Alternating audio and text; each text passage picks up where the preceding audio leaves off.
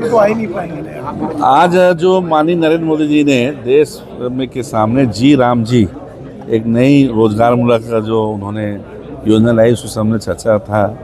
जो पुराना नरेगा था, बाद में मनरेगा बना दिया। मनरेगा को अभी जी राम जी के नाम से हम लोगों ने जो नया योजना गांव के लिए लाया है, उसमें बहुत सारे चीज़ नए उसमें जोड़े गए हैं, जिससे गांव के लोगों को रोजगारमूलक काम तो मिले ही साथ गांव का इंफ्रास्ट्रक्चर भी बहुत आगे बढ़े। उसके लिए उन्होंने प्राथमिकता लिया है। जैसे एक उदाहरण के तौर पर पहले जो काम होते थे सिर्फ मिट्टी के काम हुआ करते थे, गड्ढा खोदना और उसी गड्ढे को पाटना, यही मूल काम था। अभी नए रूप में उसमें लिया गया गाँव में यदि गांव का पंचायत चाहे तो वहाँ पे वो हाट बाज़ार बना सकता है, गांव पंचायत चाहे तो वो वैसायिक कॉम्प्लेक्स बना सकता है, और ग्राम पंचायत अगर चाहे तो वहाँ कार पार्किंग भी, गाड़ी व्हीकल पार्किंग भी वो बना सकता है, जिससे गांव के पंचायत मजबूत हो, आर्थिक आधार उनका मजबूत हो। साथ ही साथ अगर सब्जी उत्पादक कोई गांव है, अलग प्रकार की जो सब्जी और ये अलग अलग प्रकार के अन्य उत्पादन हो रहे हैं, अगर उनको अगर रखने के लिए कोल्ड स्टोरेज पंचायत चाहे तो उसका भी वो निर्माण आराम से कर सकती है। साथ ही साथ गांव में घूमने वाले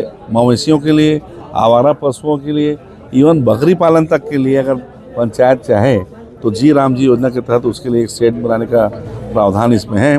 साथ ही साथ जो पुराने समय में तालाब खोदाई का जो काम था उसको और आगे बढ़ाते हुए तालाब खोदाई के साथ साथ यदि कोई मछली पालन भी करना चाहे तो ये जी राम जी योजना में मछली पालन का काम कर सकता है। साथ ही साथ जो गांव के स्कूल हैं, छोटे छोटे मरम्मत और अलग अलग जो जीर्ण अवस्था में रहते हैं, सुधारने भी कोई काम करना चाहे तो जी राम जी योजनाओं में ले सकता है। कुल मिला के जो बताने के तो ये है, सरकार की मंशा ये है कि सरकार जो पुरानी सरकार 80,000 करोड़ रुपया इस योजना में खर्च करते थे, उसको बढ़ा के हम लोग 1,10,000 करोड़ रुपया जी राम जी योजना में दे रहे हैं।